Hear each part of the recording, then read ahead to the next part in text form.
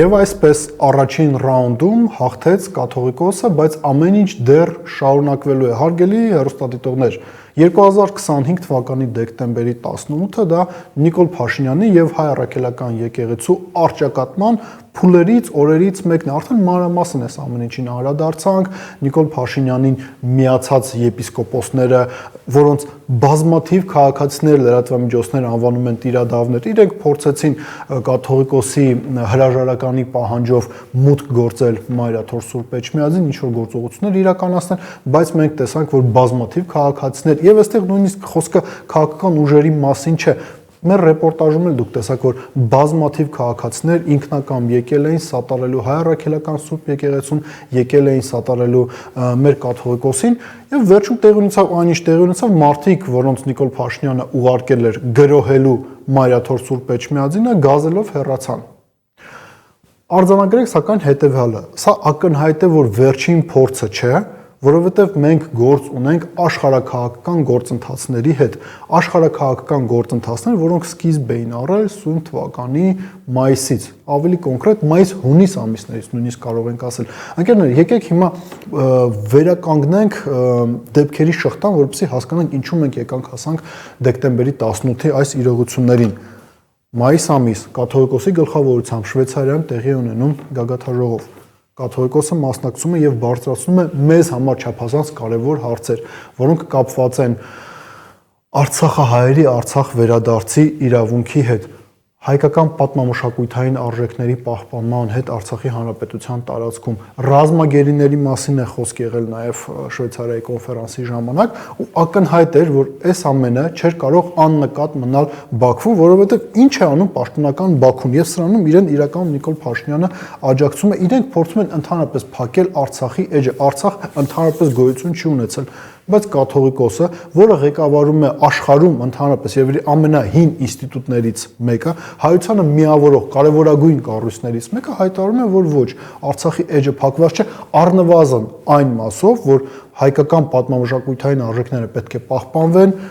հայերն էլ արցախցի հայերը իրավունք ունեն վերադառնալու։ Տրամաբանականներ, որ Բաքվից այս ամեն ինչին պետք է արձագանքեին եւ արձագանքեցին այս դեպքում Ալաշուքյուր Փաշազադեի միջոցով։ Տեսեք ինչ է անում Ալաշուքյուր Փաշազադեն։ Սկզբից նա հայտարարում է, որ եկեղեցին ռևանշիստական կառույց է, դրանից հետո հայտարարում է, որ հայ առաքելական եկեղեցին հայ ժողովրդին տանելու է կործանման եւ եւս մի կարևոր դրվագ կար, ինչի մասին Հայաստանում գրեթե չեն խոսում։ Ամռանը Ադրբեջանը այդ հոգեվորական կառույցներից մեկը որոշում է կայացնում, որ իրենք Երևանում նշանակում են ներկայացուցիչ գազի, ով պետք է հետևի արևմտյան Ադրբեջանում բնակվող ադրբեջանցիների հոգեվոր կյանքի կազմակերպման։ Հարգելի ընկերներ,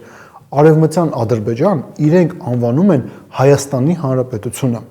Եվ իրենք արձանագրում են, որ իրենց անհրաժեշտ է, որ եկեղեցին դադարի գործունեությունը այն ֆորմատով, որով հիմա ինքը գործունեություն է ծավալում, ավելին իրենք ասում են, որ մենք պետք է Երևանում ներկայացուցիչ ունենանք, որը պետք է ադրբեջանցիների հոգևոր կյանքը Հայաստանի Հանրապետության տարածքում կառավարի։ Այսինքն մենք տեսնում ենք, որ մի քանի շերտանի աշխարհաքաղաքական պատվեր է գալիս Նիկոլ Փաշինյանին։ Ինչ է տեղի ունենում դրանից հետո։ Այն իրադարձությունները, որոնք տեղի են ունենում, վերջում հանգեցրեցին նրան, որ Եվրոպական դիվանագիտության ղեկավար Կայա Կալասը 15 միլիոն եվրո է հատկացնում Հայաստանի Հանրապետության իշխանություններին պայքարելու հիբրիդային սպառնալիքների դեմ։ Այդ հիբրիդային սպառնալիք ասածը նաև գիտեք ինչի մասին է խոսքը, ինչ են ասում այստեղ մեր իշխանության ներկայացուցիչները, որ սովետական KGB-ի կողմից է ստեղծվել մեր եկեղեցին կամ կառավարվում է սովետական, ապա ռուսական KGB-ի կողմից, դա նշանակում է հետևյալը, որ Ռուսաստանը Հայաստանում գործընթացների վրա ազդեցություն ունի Հայ առաքելական Սուրբ եկեղեցու կողմից, Հայաստանի Հանրապետության իշխանություններն էլ Կայա Կալասի խոսքով դիմել են իրենց աջակցություն ստանալու հիբրիդային հարձակումների դեմ պայքարելու համար, այլ կերպ ասած, Կայա Կալասը Նիկոլ Փաշինյանի խնդրանքով 15 միլիոն եվրո գումար է հատկացնում Հայաստանի Հանրապետության իշխանություններին Հայ առաքելական Սուրբ եկեղեցու դեմ պայքարելու համար, որովհետև Հայ առաքելական Սուրբ եկեղեցին անկալվում է Հայաստանի Հանրապետության իշխանությունների կողմից ու դա ներկայացվում է Եվրոպայում որպես Հայաստանի դեմ հիբրիդային պատերազմ իրականացնող կառույցներից մեկը։ Սա է կատարում հարգելի հեռուստադիտողներ, եւ մենք պետք է արձանագրենք հետեւյալը, ամփոփելով մեր զրույցը։ Մենք արձանագրեցինք, որ Նիկոլ Փաշինյանը եւ Իլհամ Ալիևը իրենք ունեն օրակարգ, որը հատման բազմաթիվ կետեր ունի։ Օրակարգը վերաբերվում է հետեւյալին, որ Արցախի հարցը ընդհանրապես պետք է փակվի,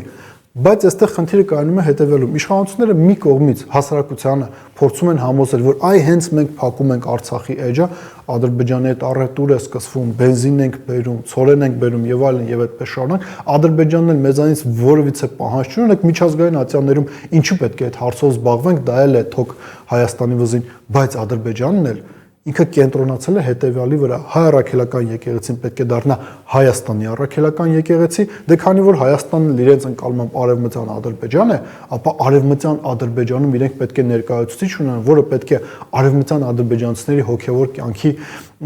կառավարումը իրականացնի։ Հարգելի ընկերներ, Հայաստանում հիմա չկա, չէ, չկան ադրբեջանցիներ։ Դա նշանակում է հետևյալը, որ եթե քաղաքական փոփոխություններ Հայաստանում չլինեն, այդ ադրբեջանցիները լինելու են Հայաստանում եւ այն գազին, ում նշանակել է Ալաշուկյուր Փաշազադեն Հայաստանում գազի ասել է թե ներկայացուցիչ Ադրբեջանի հոգևոր կառույցների, կգործունեություն է ծավալելու Հայաստանի Հանրապետության տարածքում։ Մտածեք այդ մասին։